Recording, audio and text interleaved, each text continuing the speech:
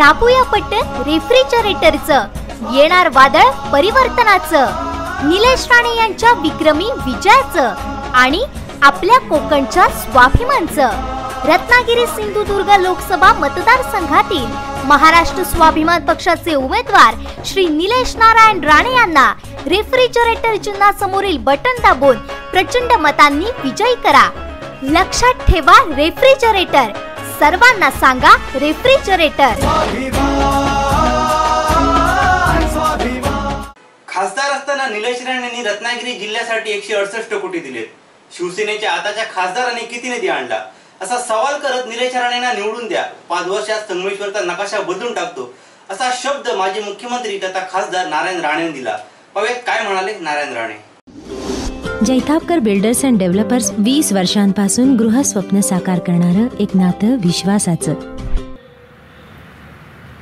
लोकसभेच्या निवडणुकीच्या प्रचारार्थ म्हणून मी आलेलो आहे।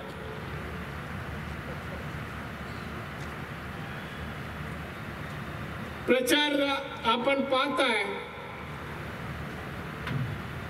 प्रचाराचं वातावरण सिगेला पोचलंय। प्रचाराची रणधुमाळी महाराष्ट्रात देशभर सुरू आहे। आरोप प्रत्यारोप एकमेकावर करणं, एकमेकावर टीका करून बदनाम करणं, अशा रीतीने वातावरण सध्या बनलेलं आहे। बांधवांनो आणि भगिनींनो, मी इथे आलोय, महाराष्ट्र स्वाभिमान पक्ष तुम्ही निवडून दिल्यास काय करणार आहे? निलेश राणेच्या विरोधात उभे असलेले उमेदवार शिवसेनेचे विनायक राऊत आणि बाकी पक्षाचेही आहेत, बरेच आहेत, पण गणतीमध्ये नाहीये। यांनी 5 वर्षामध्ये मागील खासदार म्हणून काय काम केलं? केंद्रात सत्ता आहे, राज्यात सत्ता आहे, इथल्या लोकांच्या जीवनामध्ये काय परिवर्तन केलं?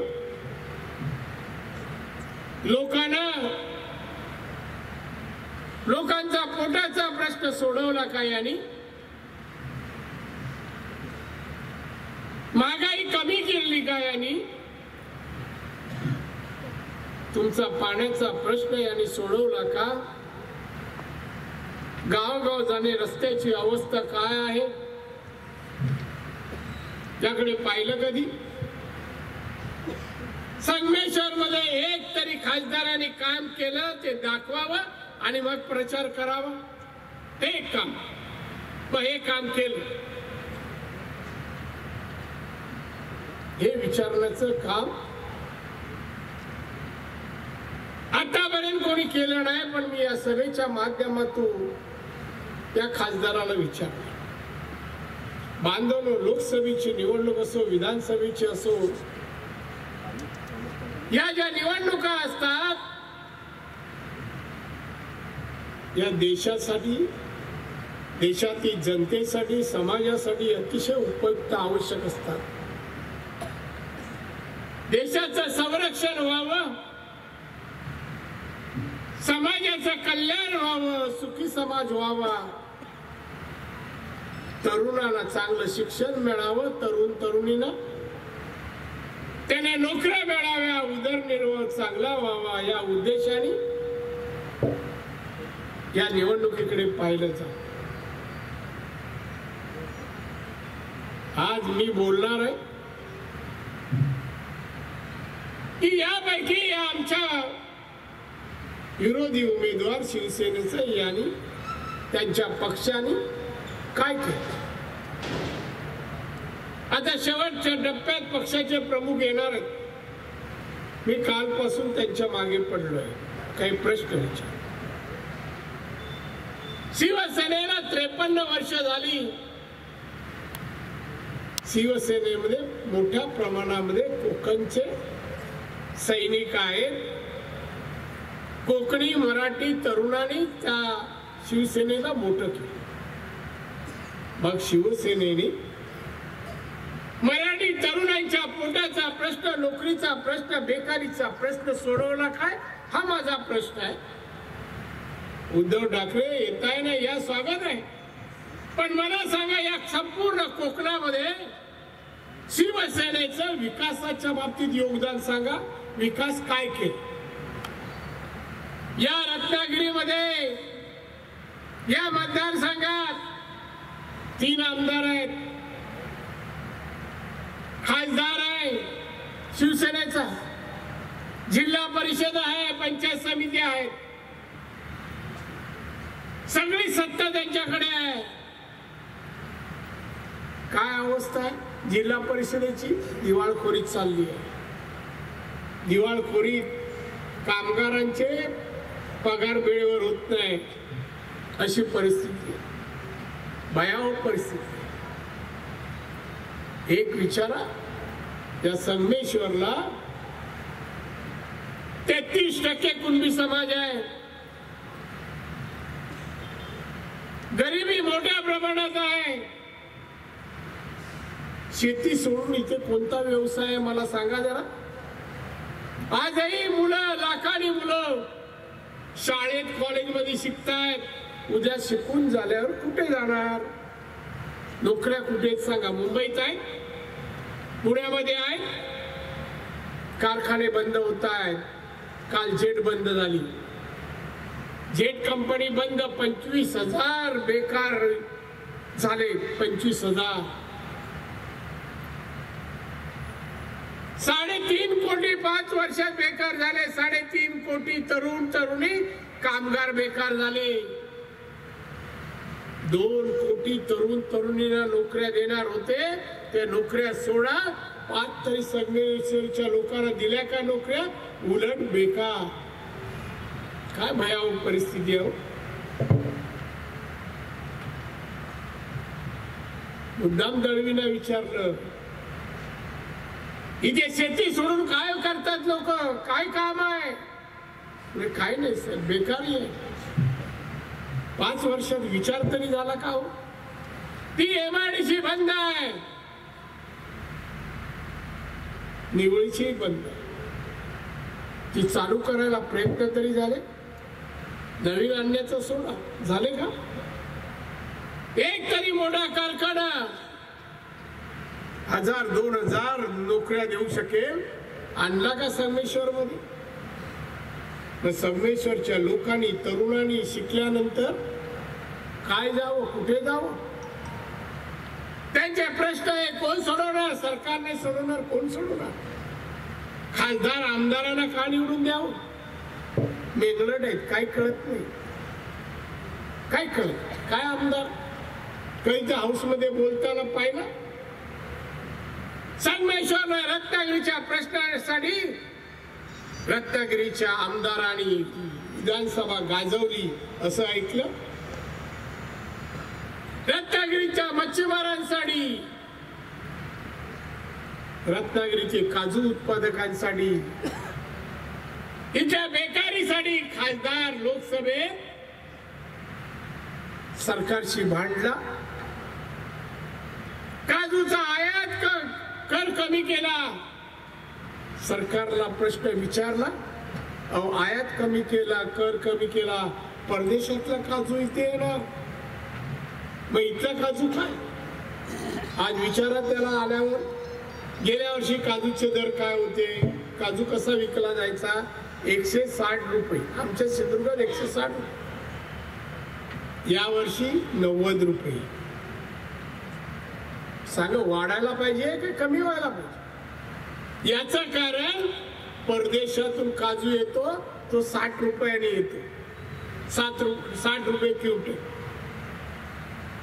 मग इथले काही व्यापारी 60 रुपयाचा घेतात, 90 रुपयाचा मिक्स करतात आणि विकतात 90 रुपयाने. किती फायदा? 60 रुपये, 30 रुपये किलो मागितलं. सांगा मला, कोणते प्रश्न विचारले? आज मासेमारी बंद आहे. मासेमारी बंद. परवाच्या दिवशी वेंगुर्ल्याला गेलो होतो. मच्छीमार सगळे त्या ठिकाणी राहतात। अशा ठिकाणी माझी सभा होती। सभा संपल्यावर मला जेवायला नेलं दुपारी 2:30 वाजता। वार मधलाच होता, माझ्या मते बुधवार होता, आणि ताट आणून ठेवलं, त्याच्यात भाज्या अरे एक तर समुद्राच्या बाजूला गाव, मासेमारी करणाऱ्या लोकांच्या या विभागात मी आलोय, आणि वालीची भाजी, चवळीची भाजी, हे काय बोल काय माझा उपवास नाही आहे, मासे नाहीत काय? नाही दादा, मासेमारी बंद आहे। का? एलईडीच्या विरोधात। एलईडी परर देशातले, परर राज्यातले ट्रॉलर आपल्या इकडे येतात, मालवण सिंधुदुर्गात मासेमारी करून परत जातात, गावावर येतात, फायरिंग करतात। एवढं सगळं चालून सरकार काय करत नाही, खासदार काय करत नाही, काय केलं नाही। का निवडून द्यायचं आहे ना? का निवडून? मी सरकार चालवलंय, मी राज्याचा मुख्यमंत्री, अनेक वर्ष मंत्री होतो, आमदारही होतो, ती विधानसभा गदा हलवली आहे। एक इतिहास निर्माण केला त्या महाराष्ट्र विधानसभेत। कोणी सांगितलं? कोकणावर अन्याय करण्याची कोणाची विषाद नव्हती। कोकणाला पैसे देताना त्या प्राधान्याने दिले गेले नाही। मी बजेट पास करू द्यायचो नाही, मी बजेट पास होणार नाही, पहिले पैसे द्या। एकच आमदार होतो, पण त्यावेळेला कोणाची हिंमत नव्हती कोकणाला डावलायची। आता शिवसेना सत्तेत आहे, 5 मंत्री आहेत, आमदार आहेत 63। काय करतात? हाय हिंमत? 5 वर्ष सत्तेत होते, 5 वर्ष सत्तेत असताना सरकार विरुद्ध भांडले, बीजेपी विरुद्ध भांडले, पंतप्रधानांना टीका केली, अमित शहावर केली, महाराष्ट्राच्या मुख्यमंत्री। कल्याणची महानगरपालिकेची निवडणूक असो, सांगली महानगरपालिकेची निवडणूक असो, मुंबई महानगरपालिकेची निवडणूक असो, केवढे भांडले, काय काय बोलले वा पंतप्रधानांनी, काय बोलले, काय टीका केली, जारी टीका। आणि शेवटी आता निवडणूक आली, तसं आता युती केली। 5 वर्ष बोलले आम्ही युती करणार नाही, आम्ही स्वबळावर निवडणूक लढणार, आमचा मुख्यमंत्री येईल। आणि आता एकत्र लढताय। हे कशासाठी? सत्तेसाठी। सत्ता कशासाठी? पैशासाठी। बांधवांनो, एक कलमी कार्यक्रम शिवसेना फक्त पैशासाठी। या रत्नागिरीचा विकास का झाला? हे 3 आमदार करू शकले, त्यांचे मंत्री करू शकले। रामदास भाई हा मंत्री काय करतो माहित नाही, फक्त बुड बदलतो सफेद, मग काय करतो? आनंद गीते आहेत, दिल्लीमध्ये हेवी इंडस्ट्री कारखाना आणला एक तरी मोठा। अरे आमच्या संगमेश्वर मध्ये 33% कुणबी समाज आहे, तुम्ही कुणबी आहात, या समाजामधलं गरिबी, दारिद्र्य जावं म्हणून तुम्ही प्रयत्न केले। मंत्री म्हणून तुम्ही खरं म्हणजे राजीनामा देऊन घरी बसायला पाहिजे। अपयश पाहिलं आमदार, खासदार, मंत्री यांनी काही केलं नाही। जिल्हा परिषद यांच्याकडे पंचायत समिती आहे, पण या रत्नागिरीचा कोणत्याही बाबतीतला विकास नाही केला।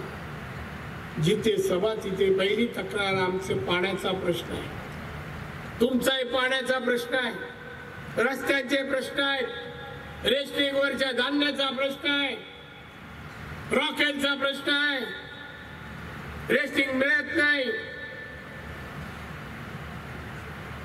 का प्रश्न आहे? सरकार आहे ना अस्तित्वात, इथे आमदार खासदार आहेत ना, मंत्री आहेत ना, या गोष्टी कमी पडायला नको. 25 ते 30 वर्ष फक्त शिवसेना तुमच्या रत्नागिरी. बांधवांनो आणि भगिनीनो, चला जरा मी सिंधुदुर्गात तुम्हाला नेतो. बॅरिस्टर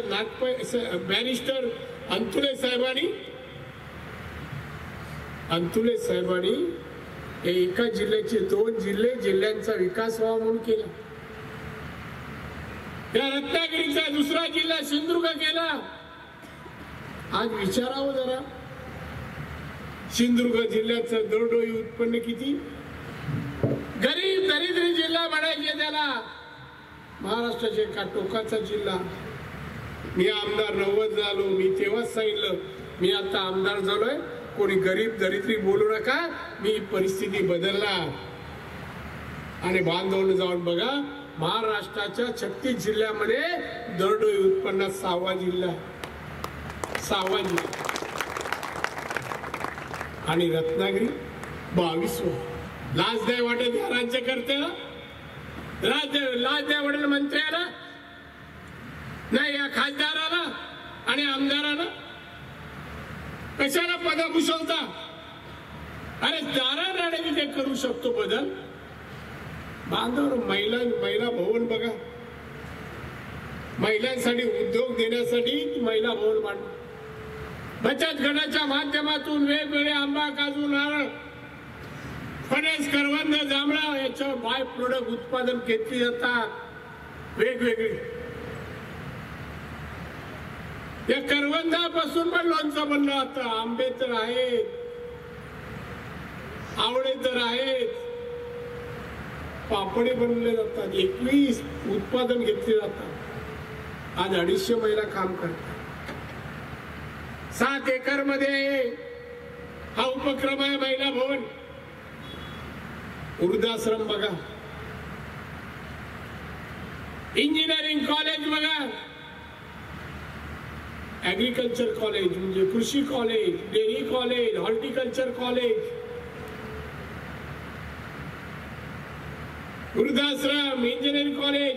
आता येणाऱ्या जुलैमध्ये मेडिकल कॉलेज. एकटा नारायण करू शकतो. सी वर्ड 1,500 कोटीचा सी वर्ड मालवणला आहे ना. मी पास केलं 14च्या अगोदर. 100 कोटी आणून दिले ऍडव्हान्स जमीन खरेदी करायला.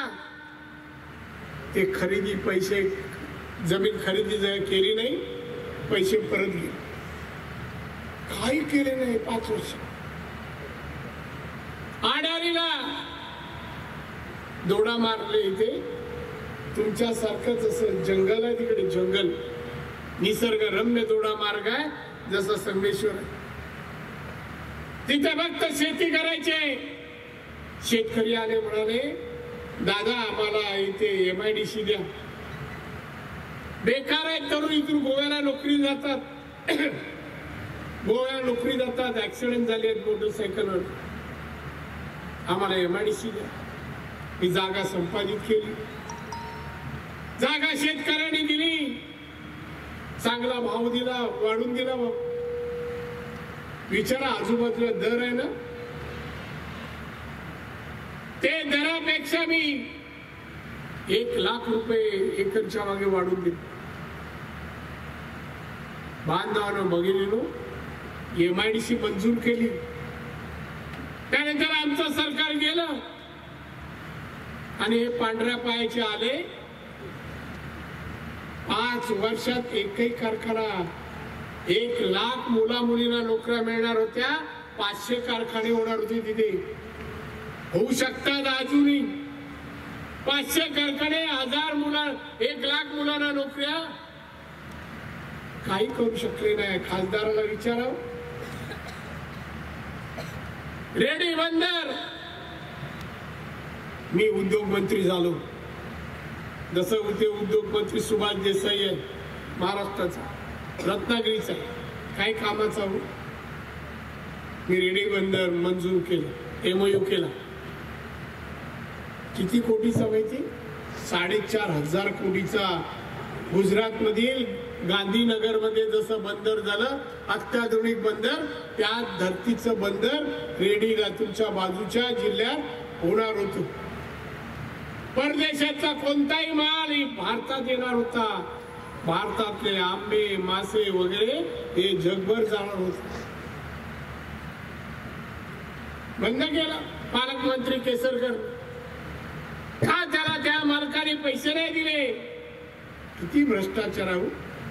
जा तलाट्याकडे, जा जिल्हा कलेक्टरकडे, कुठेही जा आणि बघा काय होत आहे. पैसे दिल्याशिवाय जिथे पूर्वी 50 रुपयात काम होतं आता 5,000 होत नाही. एक तर अधिकारी एकाचं काम केलं, शेतकऱ्याचं काम केल्यानंतर तो म्हणतो माझं काय भागवान तर तुम्हाला हातात मिळेल, सर्टिफिकेट हातात मिळेल. तुम्हाला सर कायद्याने काम, कायद्याने तुम्ही जा, नाही मिळेल. शेवटी मला किती देऊ, किती पैसे देऊ विचार.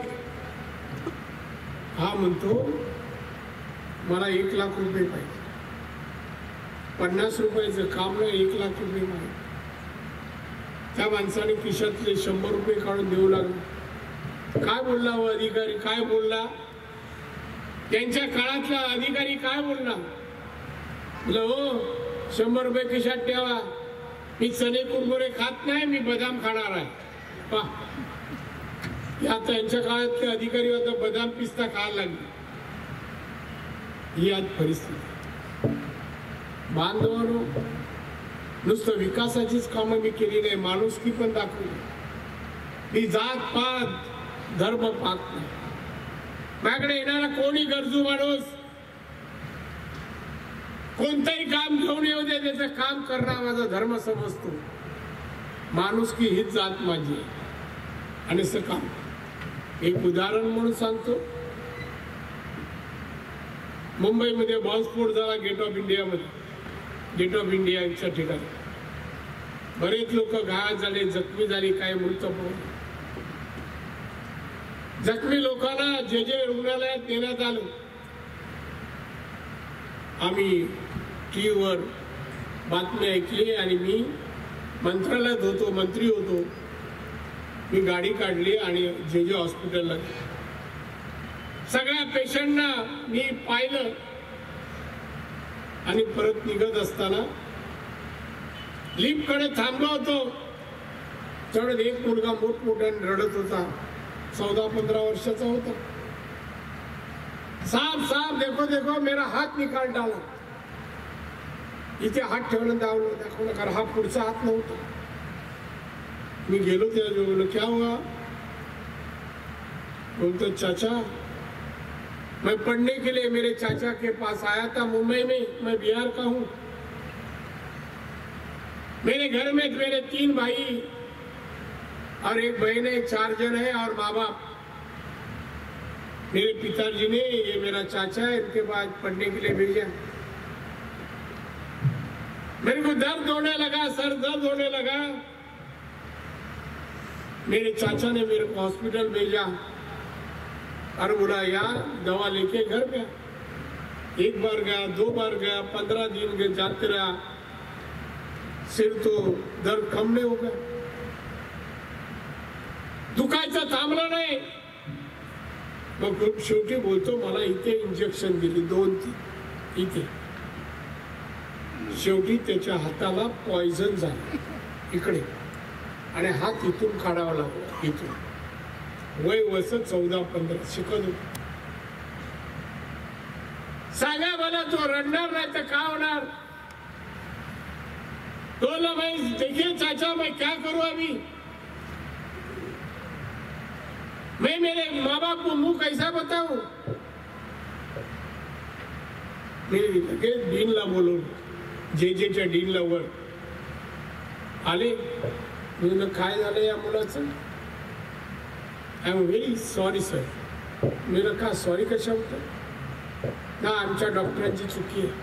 हो चुकी अशी, त्याला अपंग केलं, त्याचा हात काढला, त्याचा भवितव्याचा काय लिहून द्या त्याला. तो 18 वर्षाचा झाल्यावर तुम्ही नोकरी द्या, लिहून द्या. त्यांना लिहून द्यायला लावलं. माझ्या खिशात जेवढे पैसे होते मी त्या मुलाच्या हातात दिले आणि सांगितलं, तू 18 साल का होने के बाद हॉस्पिटल में आ और तुझे नौकरी नहीं देंगे तो मेरे पास आ, ये मेरा कार्ड है. माझं कार्ड पण दिलं, ॲड्रेस अँड फोन. 18 वर्षानंतर तो गेला तेव्हाही मी मंत्रीच होतो. बांधवांनो भगिनींनो, त्याला डॉक्टरनं विचारत पण नव्हतं. आज या, उद्या या, परवा या, असं तो शोधत माझ्या घरी म्हणजे सरकारी बंगल्यात आला. सरकारी बंगल्यात आला, मला भेटला, रडायला लागला. मी रोडा नाही. मी डीनला फोन केला, का असं? नाही साहेब, जागा नाही, मी एवढं ऐकणार नाही.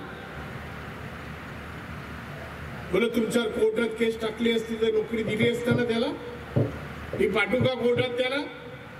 नाही साहेब, आमच्या. आणि मी पाहिलं हे सेक्रेटरी कोण आहे, ते माझ्या ओळखीचे होते, गगराणी म्हणून. त्याला फोन केला, बोला साहेब ठेवून द्या.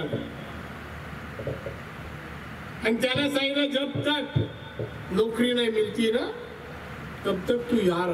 त्याला बंगल्यातच ठेव. बंगल्यामध्ये एका रूम दिला आणि त्याला सांगितलं, तू इधर है ना, खाना बिना इधर ही खाना, जब तक नहीं नौकरी मिलती नहीं तक. 6 महिन्यानंतर त्याला नोकरी मिळाली लिफ्टमॅन म्हणून. तो नंतर SSC पास झाला. तर लिफ्टमॅनचा जर आता क्लार्क झालाय. पण बांधवांनो, तो मुस्लिम आहे का हिंदू आहे मी पाहिलं नाही. मुंबईत का मुस्लिम समाजाचे कमी श्रीमंत लोक नाही. कोणी त्याला ठेवलं नाही, कोणी त्याला मदत केली नाही. रस्त्यावर रडत होता तेव्हा मी त्याला बोलवलं, कार्ड दिलं, पैसे दिले. घरी आला तेव्हा मी त्याला नोकरी मिळेपर्यंत ठेवून दिलं. कोण करतं आजच्या काळात? कोण करतं? अजून एक घटना सांगतो.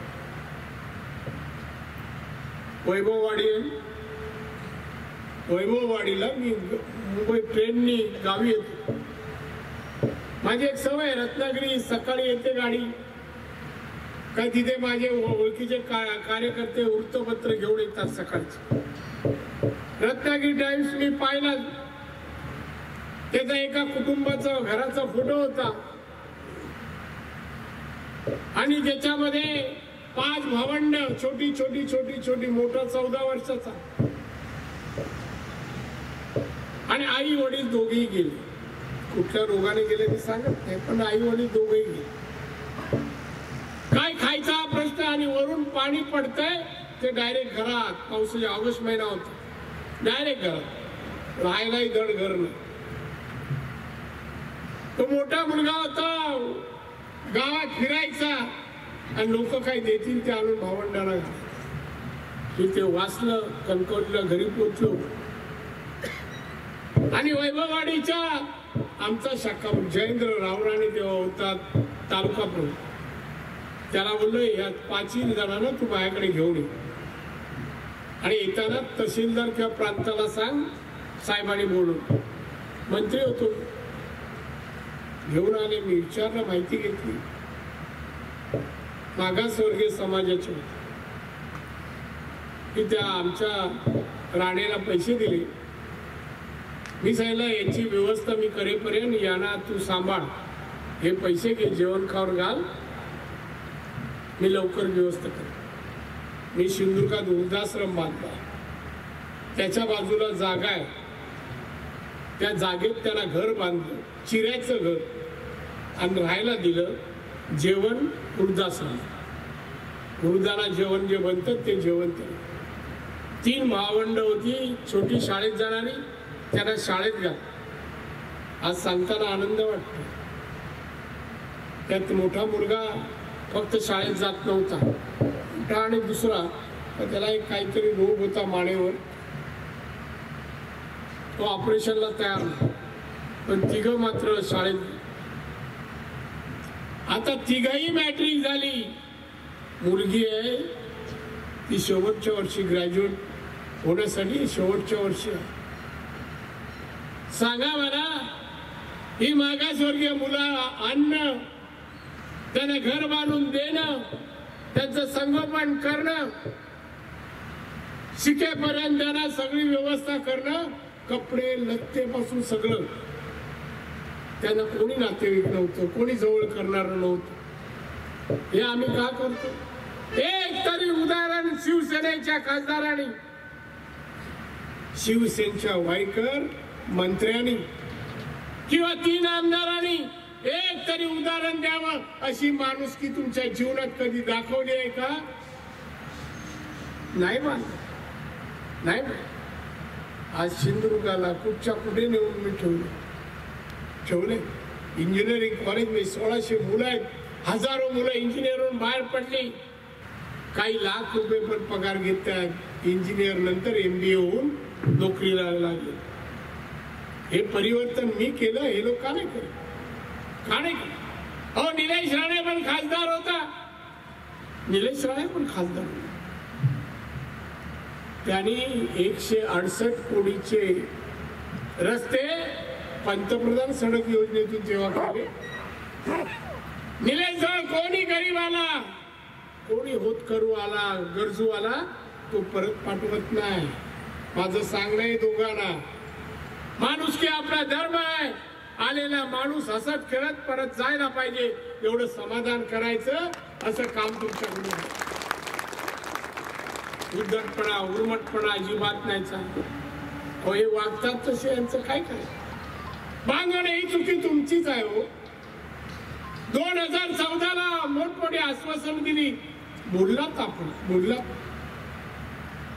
अच्छे दिन आएंगे, आले नाही. महागाई कमी होईल, झाली नाही, दुपटीने वाढले. शेतकऱ्यांच्या अकाउंटवर 15 लाख जातील. नाही, उद्धव ठाकरे म्हणाला 7 वरे मी कोरे करीन. कोरे म्हणजे काय, रबरने पुसणार होत का? कोरे करीन मला बोलला तो. अरे कर्ज फेडायला पाहिजे, सरकारने माफ करायला पाहिजे. केलं का बांधवांनो? नाही की. कर्ज माफी दिली ती पण पूर्ण नाही. राम मंदिर बांधल्यानंतरच सगळ्या निवडणुका, त्याशिवाय निवडणुका नाही. गेला कुठे? अयोध्या. राम मंदिर बांधा, सकाळी गेला, संध्याकाळी परत. आता युती कशी केली, निवडणूक कशी लढवतात, राम मंदिराचं काय विसरलं.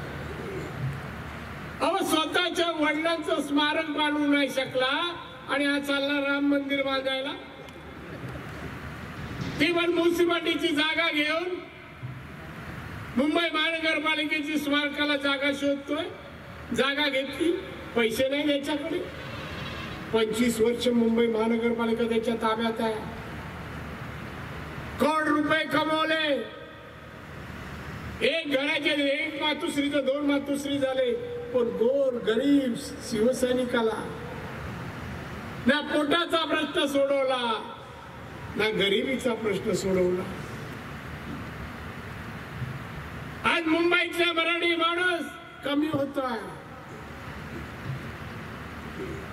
1 महिन्यापूर्वी वृत्तपत्रात आलं होतं, मुंबईत मराठी माणसाची टक्केवारी 18% आली. 1966 साली शिवसेना झाली, मुंबईत मराठी माणूस 60% होता.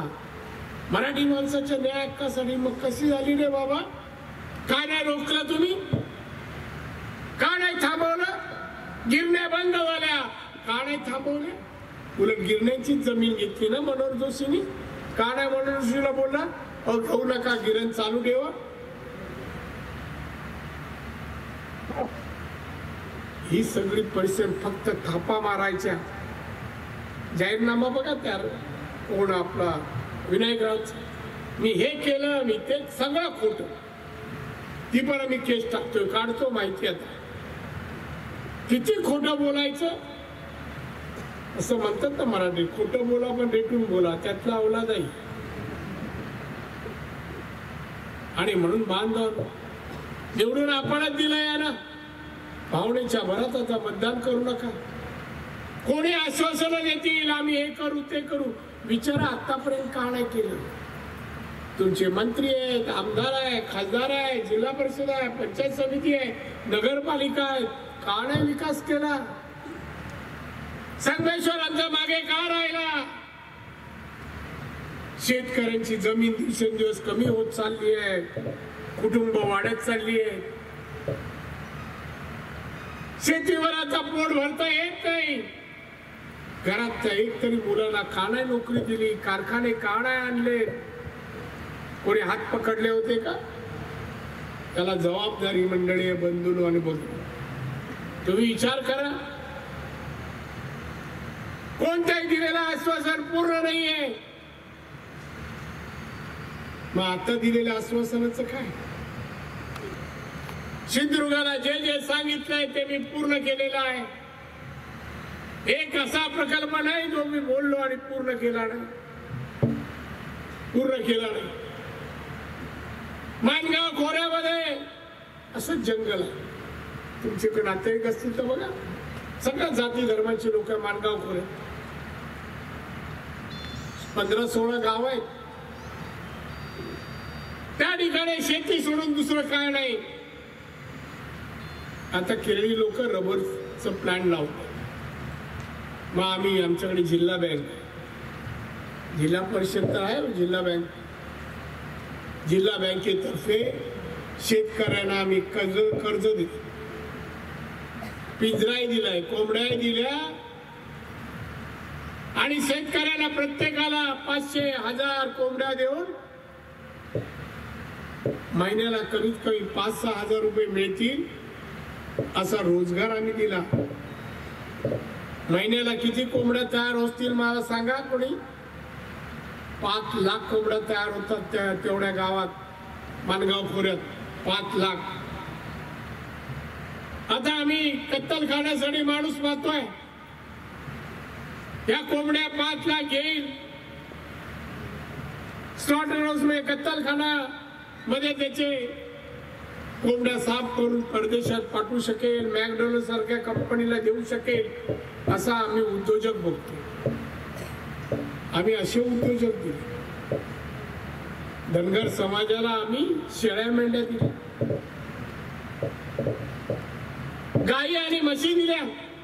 अजून उपक्रम चालू. वर्षातून एकदम गरीब ज्याला उदरनिर्वाहाचं काहीच नाही अशाला वर्षाला किमान 50 जणांना जरी आम्ही कर्ज देतो. परत घेत नाही, हप्तेही घेत नाही, व्याजही घेत नाही आणि पैसे घेत नाही.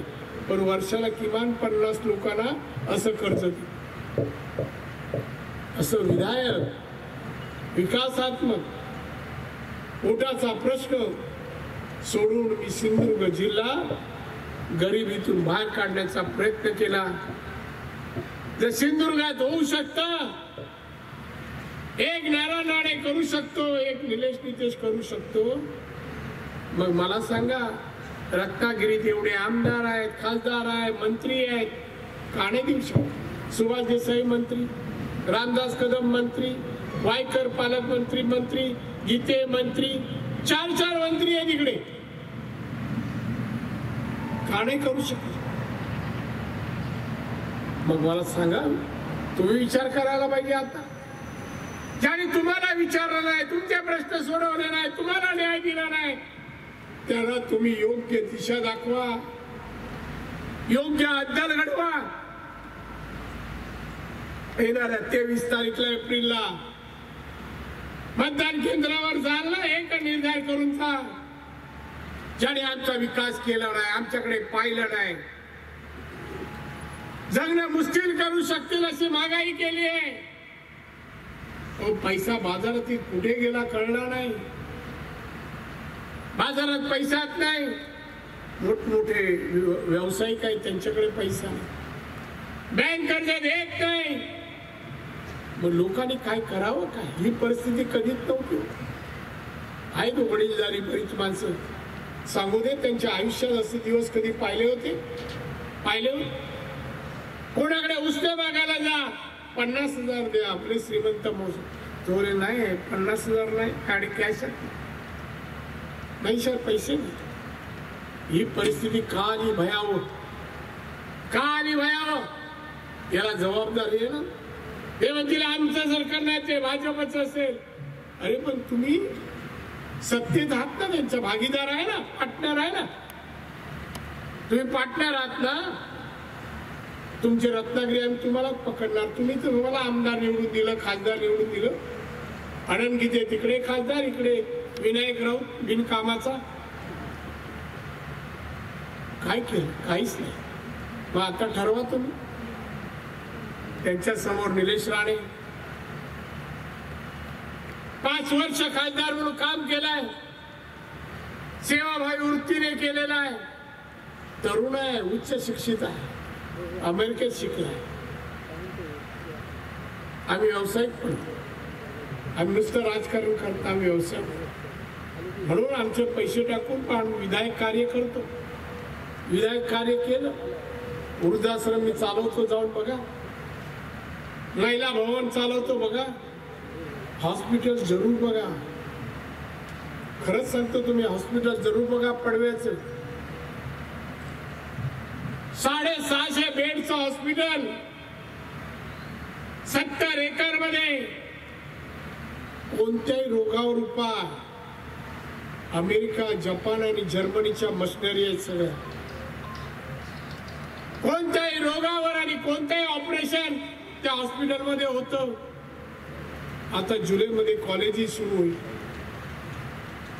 एवढं का केलं मोठं भव्य हॉस्पिटल?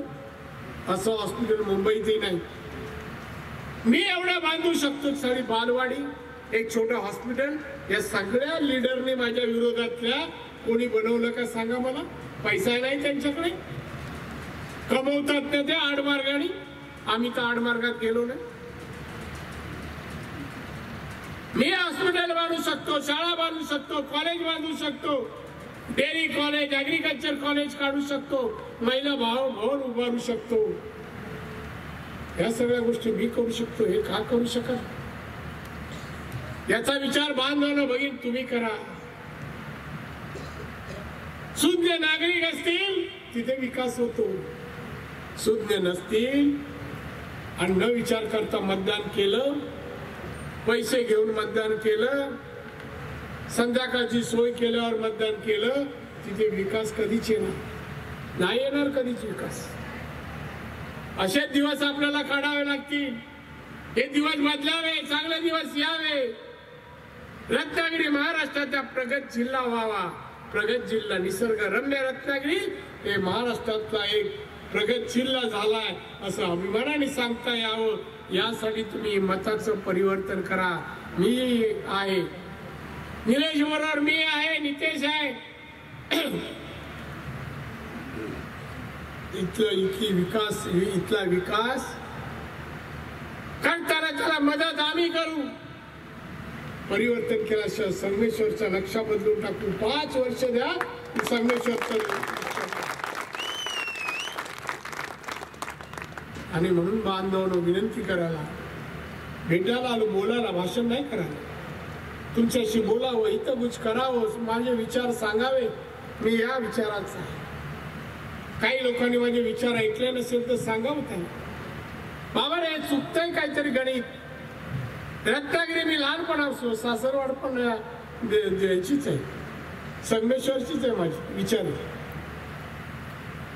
पाहतो मी ते काय परिस्थिती आहे. ही परिस्थिती पाहून दुःख वाटतं. म्हणून अतिशय पोटतिडकीने बोलतो. जेवलो नाही अजून, तुम्ही पण नाही जेवलो. ही परिस्थिती बदलूया, तुम्ही आम्ही बदलूया. बदलण्याची ताकद आहे माझ्यामध्ये. कोणत्या मार्गाने बांधवून नुसतं खासदार होऊन चालत नाही. बुद्धिमत्ता लागते, दूरदृष्टी लागते, काम करून गेले, स्किल कौशल्य लागतं. त्याशिवाय विकास नाही करता येईल. डॉक्टरला जसं कुठल्या रोगावर काय उपाय करावा समजावं लागतं, तसं राज्य करताना आपल्या भागाचा विकास कोणत्या मार्गाने करा, करावं लागतं याचं त्याला अभ्यास असतो. अभ्यास. चला आपण यावेळेला विचार करा. एवढे वर्ष वेगवेगळ्या नेत्यांना मतदान केलं. चला यावेळेला एकदा परत निलेश राणेला निवडून. निलेश राणेची निशाणी आहे फ्रीज आहे. फ्रीज निशाणी आहे. मतदान केंद्रावर जाल 23 एप्रिलला. तुम्ही तुमचे नातेवाईक मित्रमंडळी शेजारी पाजारी या सगळ्यांना सांगा एक वेळेला संधी द्या. एक वेळा संधी द्या. एक वेळा सगळ्यांना बाजूला ठेवा. आणि निलेश राणेची निशाणी फ्रीज आहे. त्याच्यामध्ये जे बटन असेल समोर बटन असेल ते बटन दाबा. एक पवित्र कार्य तुम्ही पार पाडा आणि निलेशला तुमची सेवा करण्याची संधी तुम्ही द्याल अशी तुम्हाला प्रार्थना करतो, विनंती करतो. मी इथेच थांबतो. फार मोठ्या संख्येने आलात. शेवटपर्यंत शांत चित्ताने ऐकलं. तुम्हाला लाख लाख धन्यवाद देतो. तुम्हाला दीर्घ आयुष्य आणि उत्तम आरोग्य परमेश्वराने अल्लाने द्यावं अशी प्रार्थना करतो.